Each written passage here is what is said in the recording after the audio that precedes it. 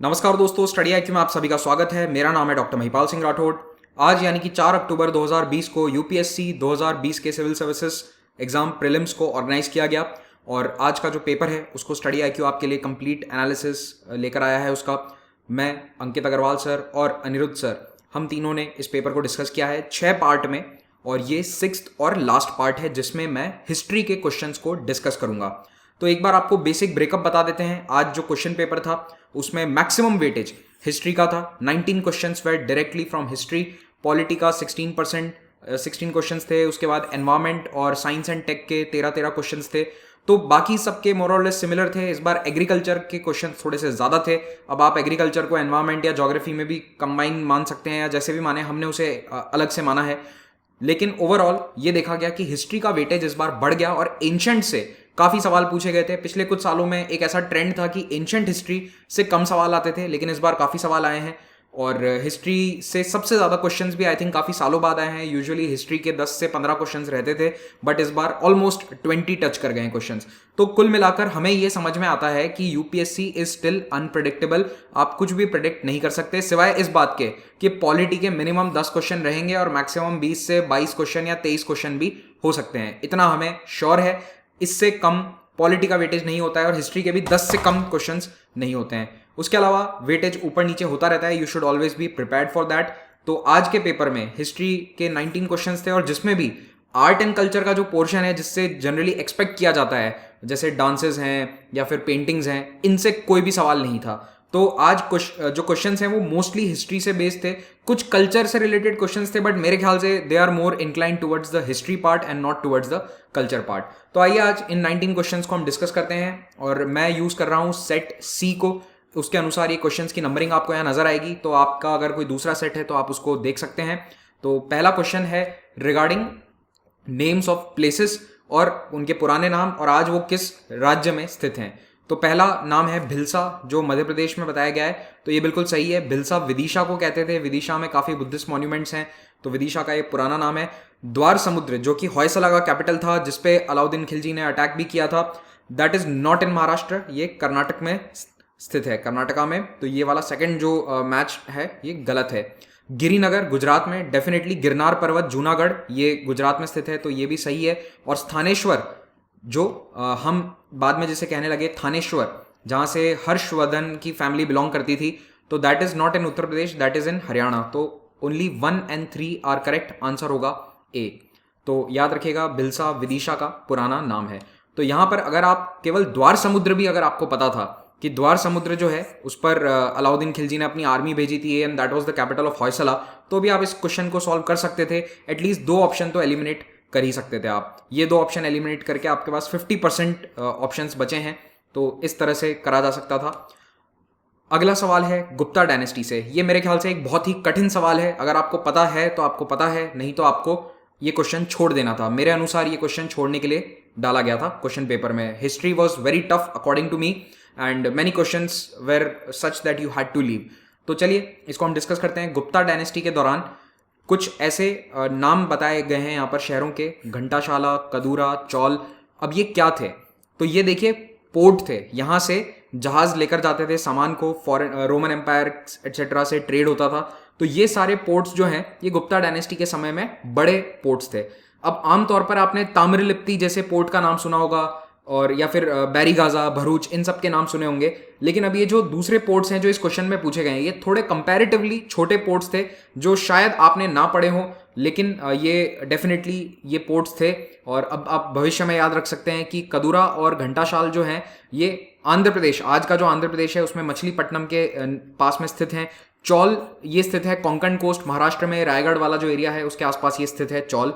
और Gupta time period के जो पोर्ट्स हैं उनके नाम ताम्रलिप्ति, घंटाशाल और कदूरा, ये ईस्ट कोस्ट पे, और बरोच या बैरीगाजा, चौल, कल्याण, कैम्बे, ये सभी वेस्ट कोस्ट पर थे। Next question is from Buddhism. तो ये क्वेश्चन भी again I think it is on the tougher side. तो यहाँ पर 3 आपसे मैच द फॉलोइंग पूछे गए हैं जिनमें आपको ये बताना है कि पारिव्रजक क्या होता है। पारिव्रजक वो व्यक्ति है जो अपना सब कुछ छोड़कर घूमता रहता है एक जगह से दूसरी जगह। तो ये बिल्कुल सही है, ये मैच सही था। सेकंड है श्रमणा। श्रमण क्या एक प्रीस्ट को कहते हैं? क्या एक ऐसा प्रीस्ट है जो बहुत हाई स्टेटस का है? ये गलत है, ये सही नहीं है। उपासक बिल्कुल सही है। उपासक ले फॉलोअर का मतलब होता है आम आदमी, ये आम फॉलोअर है बुद्धिज्म का। तो यहां पर हमारा आंसर हो जाएगा 1 और 3 ओनली, केवल ये दोनों करेक्टली मैच हैं, 1 और 3। सेकंड वाला श्रमण है वो गलत है, क्योंकि श्रमण ट्रेडिशन से आपको इसको कनेक्ट करना था। श्रमण ट्रेडिशन क्या होते हैं? जैसे जैनिज्म, बुद्धिज्म, आजीवक, बेसिकली जितने भी नॉन वैदिक ट्रेडिशंस थे इनको श्रमण ट्रेडिशन कहा जाता है। और इसी से जुड़ा हुआ टर्म है श्रमण। श्रमण उस व्यक्ति को भी कहते हैं जो इन धर्म को फॉलो करता है या फिर जो बिल्कुल सादा जीवन बिताता है, ऑस्टेरिटी के साथ एक तरह से एसेटिक बन जाता है। और श्रमण बुद्धिज्म में वॉन्डरिंग मॉन्क को भी कहते थे। तो हो सकता है कि आप इसे पारिव्रजक के साथ कंफ्यूज करो, लेकिन श्रमण टर्म अपने आप में हाई प्रीस्ट तो बिल्कुल नहीं होता है। तो यहां से आप इसको कनेक्ट कर सकते थे, but again as I said this was a little bit tough question. With reference to cultural history of India, which of the following is the correct description of the term परामित? तो ये है परामित शब्द जो Buddhism से पूछ रहे हैं। और मुझे लगता है कि आने वाले कुछ सालों में बुद्धिज्म में पीएचडी करके जानी पड़ेगी यूपीएससी एस्पिरेंट्स को, नहीं तो बुद्धिज्म अपने आप में एक अलग सब्जेक्ट बन जाएगा जो एंशिएंट हिस्ट्री से अलग से पढ़ाया जाएगा। तो एनीवेज परम मिथ जो है ये अब बुद्धिज्म से ही रिलेटेड है। और ये होता क्या है? ये 6 परम मिथ होते हैं जो परफेक्शन बताते हैं। These are perfections whose attainment led to the bodhisattva path. यानी कि इन 6 क्वालिटीज को जो अटेन कर लेता है वो बोधिसत्व के रास्ते पर बढ़ जाता है। तो ये परामित होते हैं, इसे कहते हैं। अब परामित जो है ये बुद्धिस्ट टर्म, अगर इसका डायरेक्ट ट्रांसलेशन हम करें तो ये हुआ परफेक्शन। और ये नोबल क्वालिटीज हैं। और ये क्वालिटीज क्या क्या हैं? प्रज्ञ यानी कि ज्ञान, ध्यान, वीर्य यानी एनर्जी, शांति यानी पेशेंस, शील यानी मोरालिटी, और दान यानी कि जनरस। तो ये 6 क्वालिटी जो हैं ये परमित होती हैं। दीज आर द 6 परफेक्शंस जो बोधिसत्व की राह पर आपको आगे बढ़ाते हैं। तो ये आइडियली होने चाहिए जो बुद्धिज्म को फॉलो कर रहा है उनमें। अगला क्वेश्चन है रखमाबाई केस ऑफ 1884 से संबंधित। अब इस क्वेश्चन को आंसर आप तभी कर सकते थे जब या तो आपने इंटरनेट पे जो बहुत सारा ज्ञान मिलता है उसको आपने लिया हो। तो ये रखमाबाई का जो केस है ये कुछ साल पहले इंटरनेट पर काफी शेयर किया जा रहा था, kind of like a WhatsApp forward, क्योंकि इन पर एक मूवी बनी थी 2-3 साल पहले मराठी में मूवी बनी थी, ये महाराष्ट्र की थी इसलिए। या फिर आपने शेखर बंदोपाध्याय की फ्रॉम प्लासी टू पार्टीशन किताब पढ़ी हो, क्योंकि उसके अलावा और किसी बुक में इसका जिक्र नहीं है। तो अगर आप इसको छोड़कर आए हैं तो कोई टेंशन लेने की आवश्यकता नहीं है। मेरे ख्याल से ज्यादातर स्टूडेंट्स इसको अटेम्प्ट नहीं कर पाए होंगे। ओके, केस क्या था मैं आपको ब्रीफली बता देता हूं। तो देखो यहां पर इसका आंसर पहले देख लेते हैं। एज ऑफ कंसेंट और रेस्टिट्यूशन ऑफ कॉन्जुगल राइट्स, इन दो से संबंधित है। बेसिकली रखमाबाई जो हैं ये भारत की पहली महिला डॉक्टर थी जिन्होंने विदेश जाकर पढ़ाई करी डॉक्टरी की, यूके में वापस आई, भारत में प्रैक्टिस करी इन्होंने। अब कई जगह आपको ये मिलेगा कि Anandibai was the first doctor, लेकिन वो प्रैक्टिस नहीं कर पाई थी, उनकी डेथ हो गई थी। तो रखमाबाई जो है ये पहली डॉक्टर थी जिन्होंने, महिला डॉक्टर थी जिन्होंने एक्चुअली में प्रैक्टिस करी थी। तो कुछ साल पहले इन पर एक फिल्म बनाई गई थी, 2018 में ये रिलीज हुई थी और मराठी फिल्म थी। तो इसे शायद आप लोगों ने ना देखा हो ज्यादातर लोगों ने, बट उसी समय पे ये काफी इंटरनेट पर शेयर हुआ था इनकी लाइफ की जो स्टोरी है उसके बारे में। तो केस ये था कि इनका बाल विवाह हो गया था और बाल विवाह जब कर दिया गया तो ये अपने पति के यहाँ गई नहीं थी। बहुत साल बाद इनके पति ने बोला कि मुझे मेरी बीवी के साथ रहना है, तो इन्होंने केस कर दिया उनके पति ने। और रखमाबाई के जो फादर थे वो नहीं चाहते थे कि मेरी बेटी अब उस व्यक्ति के साथ जाके रहे जिससे 10 साल पहले शादी करवा दी थी। वो चाहते थे कि मेरी बेटी पढ़ाई करे, डॉक्टर बने। तो कुल मिलाकर ये काफी पॉपुलर केस हुआ था क्योंकि ये भारत का शायद एकमात्र केस था उस समय डिवोर्स के लिए। It was the first divorce case in India. तो रखमाबाई ने कोर्ट में दरख्वास्त करी 20-22 साल की उम्र में कि मेरी बचपन में शादी करवा दी गई थी, बाल विवाह, उस समय मेरे को समझ नहीं थी और अब मैं अपने पति के साथ नहीं रहना चाहती हूँ। तो ये 3-4 साल कोर्ट में केस चला। Ultimately she lost the case. Bharat में ये केस हार गई, लेकिन फिर इन्होंने क्वीन विक्टोरिया को एक चिट्ठी लिखी, बोला कि आप एक रानी हो और आपके ही राज में क्या ऐसा हो सकता है कि एक महिला को उसके अनुसार जीने का अधिकार नहीं है, पढ़ने का अधिकार नहीं है। तो क्वीन विक्टोरिया ने जो कोर्ट का फैसला था उसको पलट दिया। तो उसके बाद रखमाबाई इंग्लैंड गई, डॉक्टरी की पढ़ाई करी, वापस आई, भारत में उन्होंने 50 साल तक प्रैक्टिस करी। तो ये बहुत ही फेमस केस हुआ था। और इस केस का रेलेवेंस ये है कि रखमाबाई के केस के बाद में कुछ ही साल बाद अंग्रेज हुकूमत पर यह दबाव बनाया कई लोगों ने कि आप एक age of consent bill pass करो। यानी कि पहले जो 10 साल की मिनिमम एज थी कि 10 साल की लड़कियों की शादी हो सकती थी, बहुत प्रेशराइज करने के बाद भी उसको बढ़ाकर केवल 12 साल करवा पाए थे 1891 में। उसके पहले ये 1860 में 10 साल की एज थी, एज ऑफ कंसेंट बिल। तो ये 12 हुआ और आज ये कितना है? ये आप मुझे कमेंट में बता सकते हैं कि आज एज ऑफ कंसेंट क्या है भारत में, आज़ाद भारत में। Next question was very simple, I think one of the easiest question in history आज के पेपर में। इंडिगो कल्टीवेशन 20वीं सदी में डिक्लाइन क्यों हो गया? इसके रीजंस पूछे गए हैं। क्या ये peasant resistance to the oppressive conduct of planters था? नहीं। Unprofitability in the world market because of new inventions? Yes. याद कीजिए 1898 में जर्मनी में आर्टिफिशियल इंडिगो डाई बननी शुरू हो गई थी, जिसके कारण जो नेचुरल डाई है उसका रेट काफी गिर गया था। इसीलिए बंगाल वाले एरिया में मोस्टली इंडिगो की खेती बंद हो गई थी, जहां पर इंडिगो रिवोल्ट हुआ था 1859 में। लेकिन बिहार वाला जो एरिया है वहां पर फिर भी इंडिगो कल्टीवेशन होता रहा और अल्टीमेटली वही चंपारण जो सत्याग्रह हुआ था उससे रिलेटेड पूरा इशू है। तो इसका आंसर होगा बी, वेरी सिंपल। और government control over the planters, ये सब कुछ बना हुआ था, इसमें कोई बदलाव नहीं आया था। कुल मिला के ये इतना प्रॉफिटेबल नहीं रह गया था और इसी के कारण अल्टीमेटली चंपारण में दिक्कतें आई थी। और वर्ल्ड वॉर 1 के दौरान जब जर्मनी से डाई की सप्लाई रुक गई थी, तब अचानक से बिहार में जो इंडिगो डाई है नेचुरल, उसका प्राइस थोड़ा सा बढ़ गया था, लेकिन उसके बाद फिर से वो कम हो गया। Wellesley established the fort William college eight Calcutta because? बहुत ही सिंपल और स्ट्रेट फॉरवर्ड क्वेश्चन है। सन 1800 में तत्कालीन गवर्नर जनरल वेलेस्ली ने एक कॉलेज एस्टैब्लिश किया था, फोर्ट विलियम, जो कैलकाटा में कैपिटल था उस एरिया में। उसके पीछे रीजन क्या था कि कंपनी के जो ऑफिसर्स आते थे इंग्लैंड से, उनको यहाँ पर लोकल भाषाओं में ट्रेनिंग दी जाए। तो ये इसका पर्पस था, to train British civilians for administrative purpose in India. तो यहाँ पर कुछ समय की ट्रेनिंग लेने के बाद उनकी फील्ड पोस्टिंग्स होती थी। हालांकि ये कॉलेज जल्द ही बंद कर दिया, बिकॉज जो कंपनी के डायरेक्टर्स थे वो नहीं चाहते थे कि एक बड़ा लर्निंग इंस्टीट्यूट कैलकाटा में बने और वो पावरफुल हो जाए। वो चाहते थे कि जो लर्निंग इंस्टीट्यूट है वो लंदन में ही रहे। लेकिन कोशिश अच्छी थी वेलेस्ली की, और जब तक वेलेस्ली भारत में था तब तक तो ये अच्छा चला। उसके बाद ये धीरे धीरे बंद हो गया और अल्टीमेटली इसकी इंपॉर्टेंस कम हो गई और बाद में कंपनी ने इसे फाइनली बंद ही कर दिया, क्योंकि डायरेक्टर्स इसके फेवर में नहीं थे। कैलकाटा में जो ये 2-3 संस्थान थे, इनके बारे में आपको अच्छे से जानकारी होनी चाहिए, जैसे कि एशियाटिक सोसाइटी, और एक और था कैलकाटा मदरसा, और तीसरा है ये फोर्ट विलियम कॉलेज। तो इन सब की एस्टैब्लिशमेंट कब हुई और किस तरह से किसका योगदान था इनको चालू करने में, ये बेसिक इंफॉर्मेशन है। ये क्वेश्चन आप आराम से सॉल्व कर सकते थे। Next question is from tribal revolts वाला जो पोर्शन होता है, उसमें से ये क्वेश्चन आया था। Again very simple straightforward question. Ulgulan या ग्रेट टिम्यूल्ट किसे कहा जाता है? 1857 की क्रांति नहीं है, मपेला रेबेलियन नहीं है, इंडिगो रिवोल्ट भी नहीं है। This is Birsa Mundas revolt of 1899-1900। तो उलगुलन जो है ये मुंडा आदिवासियों का रिवोल्ट था, लेड बाय बिरसा मुंडा। और वैसे आपको बता दूं कि आने वाले एग्जाम्स में ये मपिला रेबेलियन डेफिनेटली पूछा जाएगा, क्योंकि इसकी 100th एनिवर्सरी आ रही है। मैंने कुछ महीने पहले इस पर एक वीडियो भी बनाया था, तो अब इसके बारे में आप सचेत रहें। तो बिरसा मुंडा का जो रेबेलियन था, उसने एक बार को अंग्रेजों को काफी डरा दिया था, क्योंकि तीर कमान से लैस आदिवासी अंग्रेजी राइफल से लैस सैनिकों को हरा रहे थे। कई लड़ाइयां इन्होंने जीती भी थी, लेकिन अल्टीमेटली इसको क्रश कर दिया गया, इस रिवोल्ट को, और बिरसा मुंडा को ब्रिटिशर्स ने अरेस्ट कर दिया, जहां इनकी डेथ हो गई। और ये जब रिवोल्ट लीड किया था तो बिरसा मुंडा की उम्र केवल 25-26 साल की थी, ये आपको मैं बता दूं। तो he was a legendary personality. अगला क्वेश्चन, एंशिएंट हिस्ट्री के अंदर राइटर्स या पोएट्स जो फेमस हैं, उनके समकालीन राजा कौन थे, उससे रिलेटेड है। तो आपको ये मैच करना है स्टेटमेंट कौन सा सही है कौन सा गलत है, कि किस राजा के समकालीन कौन सा राइटर या पोएट था। तो पहला है पाणिनि और पुष्यमित्र शुंग।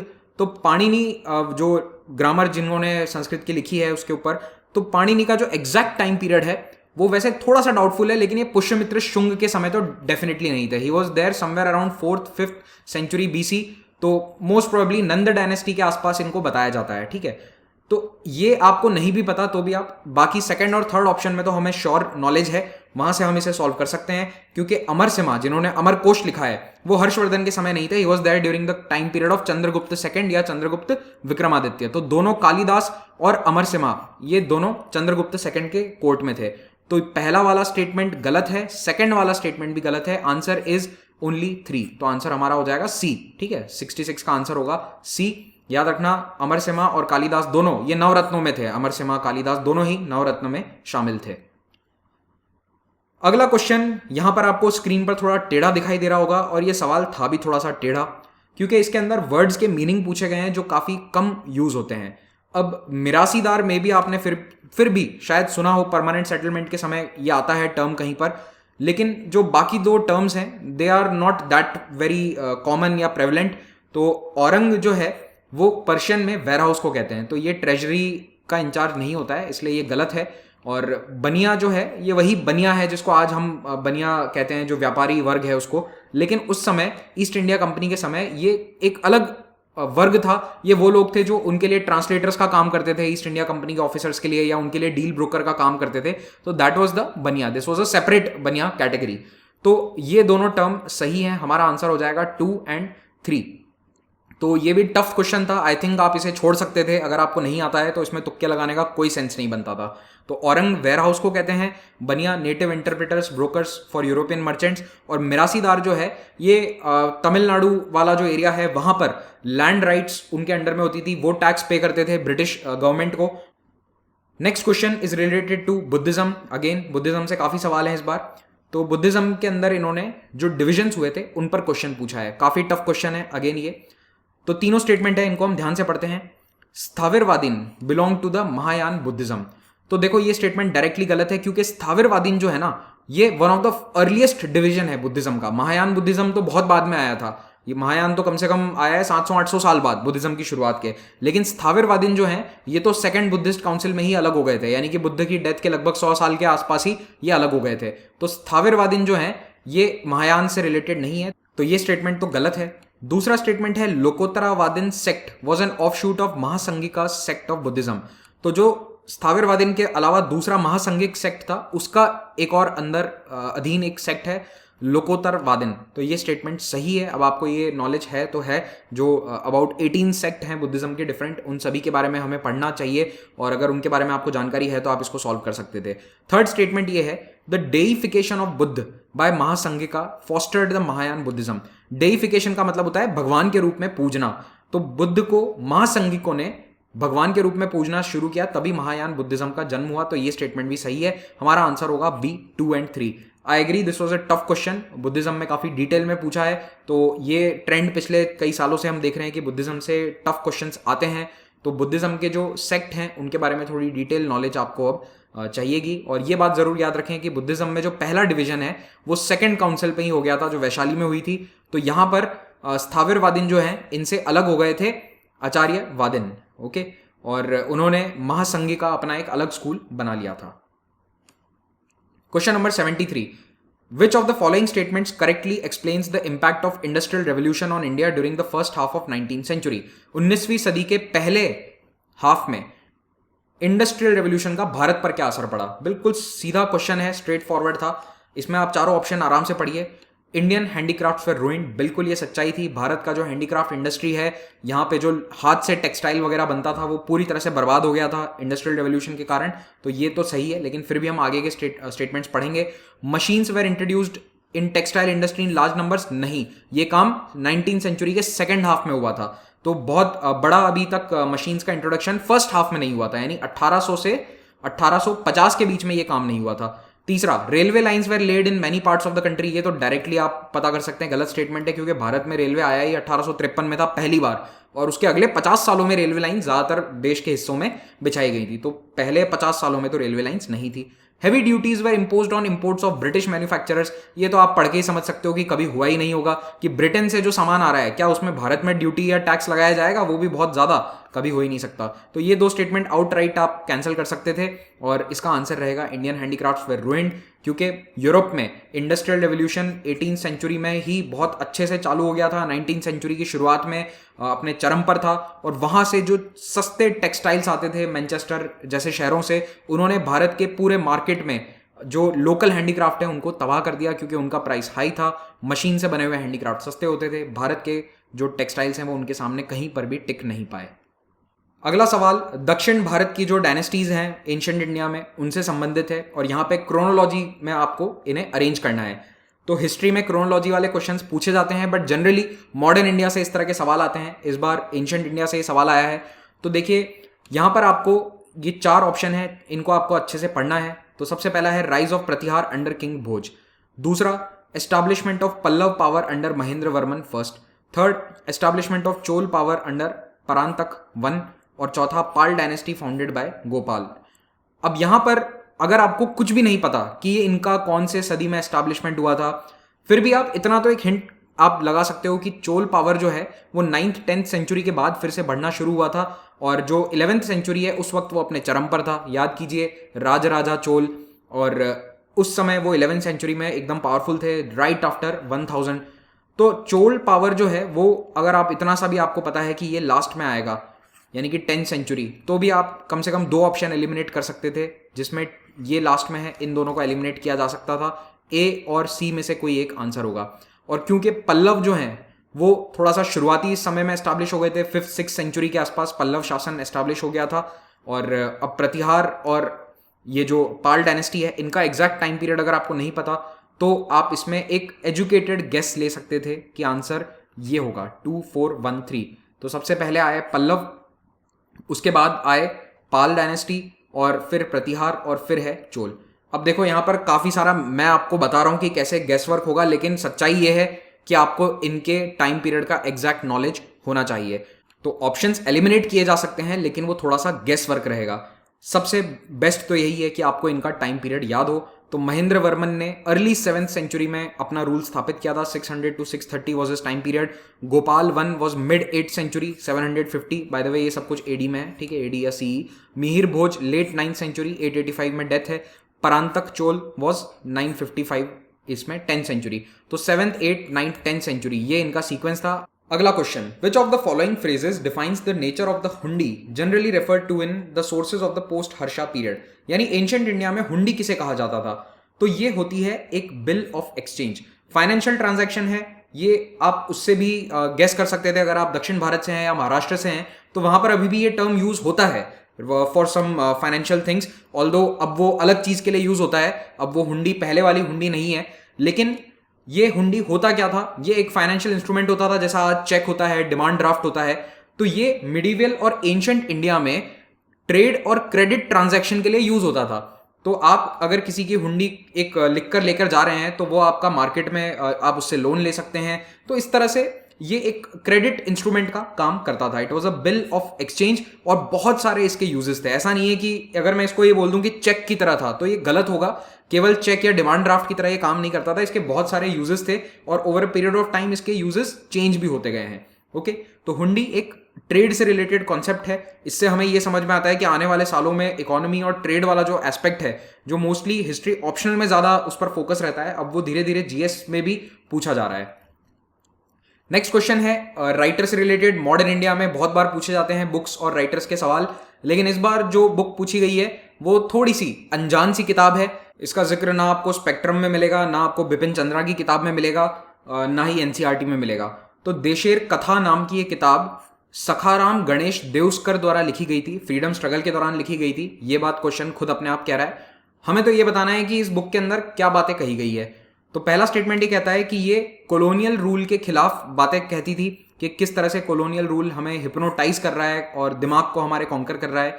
दूसरा स्टेटमेंट कि इस किताब के कारण स्वदेशी स्ट्रीट प्ले और फोक सॉन्ग्स काफी सारे इंस्पायर हुए थे और उस पर बेस्ड हैं।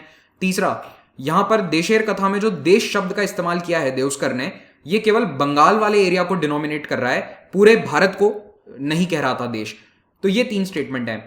अब देखो अगेन, अगर आपको तुक्का लगाना है तो आप लगा सकते हो, वरना मैं तो यही कहूंगा कि इस क्वेश्चन को छोड़ देना था, क्योंकि अगर आपने इस किताब के बारे में नहीं पढ़ा तो यहां रिस्क लेने से मतलब नहीं है, क्योंकि मल्टीपल स्टेटमेंट हैं तो आप गलत जा सकते हैं। लेकिन एक थोड़ा सा आप दिमाग लगा के ये सोच सकते हो कि अगर कोई स्वदेशी या राष्ट्रभक्ति वाली सोच वाला व्यक्ति था तो वो ऑब्वियसली बंगाल की बात तो करेगा नहीं, करेगा तो पूरे भारत की बात करेगा, है ना। तो अगर ये फ्रीडम स्ट्रगल के दौरान लिखी गई थी और पूरे भारत की बात करेगा, तो मान लो कि आपने थर्ड स्टेटमेंट को गलत मान लिया तो कुछ ऑप्शंस एलिमिनेट हो जाते हैं। और देखो पीछे क्या बचता है, सिर्फ एक ही ऑप्शन, 1 and 2 ओनली।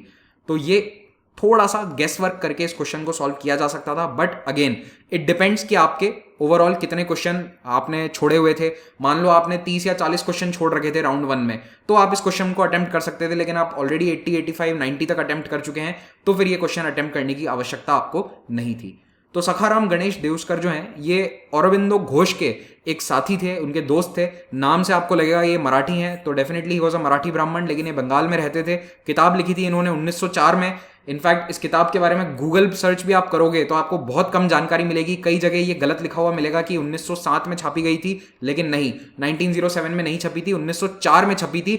और इसी बुक के बाद स्वराज शब्द जो है ये थोड़ा पॉपुलर कर दिया था देउस्कर ने, और इसी शब्द का इस्तेमाल 1906 में जो कैलकाटा सेशन हुआ था इंडियन नेशनल कांग्रेस का, वहां पर स्वराज और स्वदेशी मूवमेंट जैसी बातें शुरू हुई थी, तो ये 1904 में किताब छप गई थी और इसे 1909 या 10 में ब्रिटिश गवर्नमेंट ने बैन भी कर दिया था, और स्वदेशी मूवमेंट के दौरान ये सुपर डुपर हिट किताब हो गई थी। Next question Gandhi Irwin pact से है। काफी स्ट्रेट फॉरवर्ड सा क्वेश्चन था, 4 स्टेटमेंट दिए गए हैं। गांधी अरविंद पैक्ट में क्या क्या बातें हुई थी, क्या टर्म्स एंड कंडीशंस थी, उससे रिलेटेड है। मॉडर्न इंडिया में बहुत ही इंपॉर्टेंट टॉपिक होता है गांधी अरविंद पैक्ट।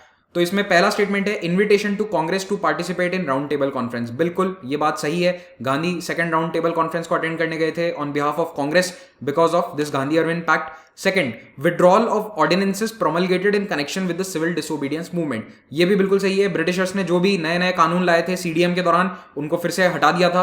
तीसरा, acceptance of Gandhi ji suggestion for inquiry into police excesses, कि पुलिस ने अगर कहीं ज्यादा ज्यादती कर दी प्रदर्शनकारियों पे तो उसके खिलाफ जांच करवाई जाएगी। नहीं, ये गलत है, ऐसा कोई वादा नहीं किया था अरविंद ने और ये एक्सेप्टेबल नहीं था। चौथा, release of prisoners who were not charge with violence. ये बात भी बिल्कुल सही है, जिन पर हिंसा का आरोप था उन्हें नहीं छोड़ा गया था। तो यहां पर 1, 2 एंड 4 सही है, आंसर होगा बी। ठीक है, गांधी अरविंद पैक्ट का पुलिस एक्सेस के बारे में कोई इंक्वायरी नहीं हुई थी। Next question, Vital Vidhvansak the first monthly journal to have the untouchable people as its target audience was published by. तो अनटचेबिलिटी से रिलेटेड कई सारी मैगजीन्स थी, गांधी जी ने भी छापी थी, लेकिन सबसे वन ऑफ द फर्स्ट, सबसे पहले भारत में जो मैगजीन छपी थी वो थी विटाल विध्वंसक। अगेन ये भी आपको नॉर्मल जो बुक्स हैं उनमें नहीं मिलेगा। इस बार 2 ऐसी बुक्स या जर्नल के बारे में पूछा गया है जो हमें हमारे रेगुलर सोर्सेस में नहीं मिलती हैं। तो अगर आपको इसका आंसर नहीं पता था तो आप इसको भी छोड़ सकते थे। इसका आंसर है वैसे गोपाल बाबा वलंकर। तो गोपाल बाबा वलंकर जो हैं ये 19th सेंचुरी में एक सोशल रिफॉर्मर थे और ज्योतिबा फूले से काफ़ी इंस्पायर्ड थे। तो कुछ लोग इसमें ज्योतिबा फूले शायद लगाकर आए होंगे आंसर, उन्होंने गेस किया होगा कि ये मराठी साउंडिंग टर्म है और ज्योतिबा फूले भी महाराष्ट्र से थे, लेकिन ऐसा नहीं है। गोपाल बाबा वलंकर इसका आंसर है, गांधी और अंबेडकर इसका आंसर नहीं है। लेकिन गांधी और अंबेडकर की कौन सी जर्नल्स थी, किताबें थी, वो भी बहुत इंपॉर्टेंट है, हम बार बार हिस्ट्री के लेक्चर्स में बताते भी हैं, तो वो भी आप याद रखिएगा। ऐसा नहीं है कि इस एग्जाम में नहीं पूछी गई है इस साल में तो अगले साल में नहीं पूछी जाएंगी। बट हाँ, ये जो 2 बुक्स की चॉइसेस थी इस बार, ये दोनों मुझे भी इन्होंने सरप्राइज किया है, इसीलिए मैं कह रहा हूँ हिस्ट्री का पेपर थोड़ा सा मुझे भी टफ लगा है।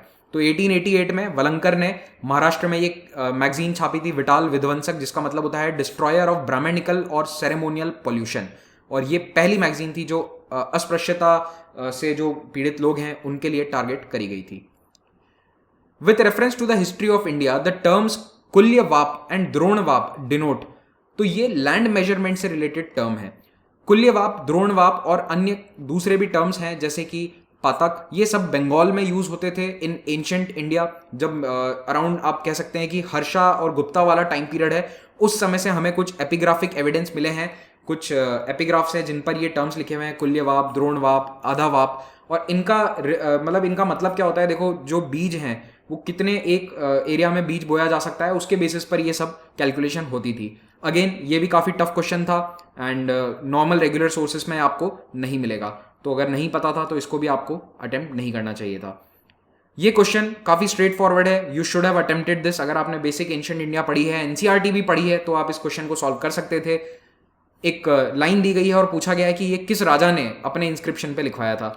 तो देखो पहली बात तो ये कि इंस्क्रिप्शन नाम आते ही सबसे पहला आपके दिमाग में अशोक ही आना चाहिए, और अशोक ही इस तरह की ज्ञान वाली बातें ज़्यादा करता था। Whosoever praises his religious sect or blames other sects out of excessive devotion to his own sect with the view of glorifying his own sect rather injures his own sect very severely।